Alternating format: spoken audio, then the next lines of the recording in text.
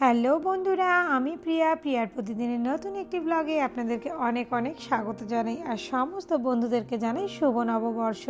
সকাল সকাল উঠেই এখন তোজোকে রেডি করছি স্কুলে নিয়ে যাওয়ার জন্য। আর এই দুষ্টুটাকে রেডি করে স্কুলে নিয়ে যাওয়া পর্যন্ত আমার যেন ভীষণ একটা যুদ্ধ চলে বাড়িতে। এই দেখুন না কীরকম শুয়ে পড়ছে, ওকে ধরে বেঁধে রেডি করতে হবে, তারপরে আবার ওকে নিয়ে দৌড়তে হবে। টাইম মতো পৌঁছতেও তো হবে বলুন না, সেটা যদি ওকে আমি বোঝাতে পারতাম। সকাল সকাল সব বাড়িতেই সব মায়েদেরকে এই যুদ্ধটা করতে হয়, আর এই যুদ্ধটা শেষে মনে হয় যেন বিশাল বড় কিছু একটা অ্যাচিভ করে ফেলেছি। চলুন এবার ওকে নিয়ে যাই, স্কুলে পৌঁছে দিই। ওফ, শান্তি। স্কুল থেকে দিয়ে ফিরছি, আবারও গুড়ি গুড়ি স্নোফল শুরু হয়ে গেছে।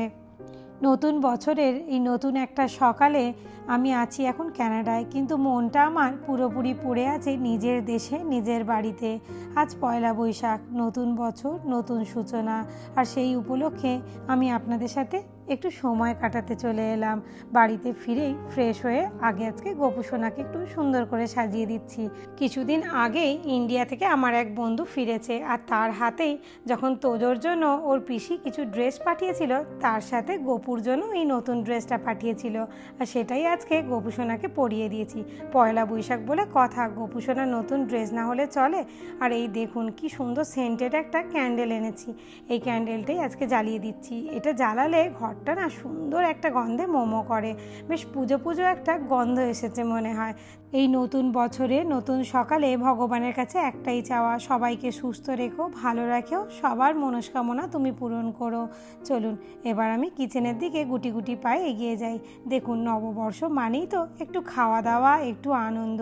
তাই আগের থেকেই একটু মাটন কিনে এনেছিলাম নববর্ষের দিন বানাবো বলে, আর সেটাকেই এখন ম্যারিনেট করে নিচ্ছি। এখানে মাটন কেনার ভিডিওটাও আমার আগেই আপনাদের সাথে শেয়ার করেছিলাম। চলুন এবার এটাকে ভালো করে কষিয়ে তারপর কুকারে দিয়ে দেব। জানেন, যে কোনোই ফেস্টিভ্যাল এলেই বাড়ির কথা বড্ড মনে পড়ে। নিজের বাড়ির লোকজনদের, নিজের কাছের মানুষদেরকে নিয়ে যে কোনো ফেস্টিভ্যাল কাটানোই বেশ আনন্দের।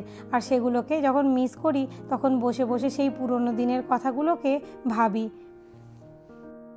এই 7 সমুদ্র 13 নদী পাড়ে বসে স্মৃতিচারণ ছাড়া আর উপায়ই বা কী আছে বলুন তো। তাই স্মৃতিচারণ করে করে সেই দিনের কথা ভেবে সেই দিনের মতো করে একটু ছোট্টখাট্টো করে আয়োজন করে নিজেদের মতো আনন্দ করার চেষ্টা করি আর কি। চলুন গল্প করতে করতে মাটনটাও কিন্তু আমার একদম রেডি হয়ে গেছে। গরম গরম পাতলা মাটনের ঝোল দিয়ে লাঞ্চটা সেরে নিই। আজকের এই ছোট্ট মিনি ব্লগটা আপনাদের কেমন লাগলো অবশ্যই আমাকে কমেন্ট করে জানাবেন। ভালো লাগলে একটা লাইক করবেন আর আমার পেজটা ফলো করে দেবেন। দেখা হচ্ছে খুব তাড়াতাড়ি পরের একটি ভিডিওতে।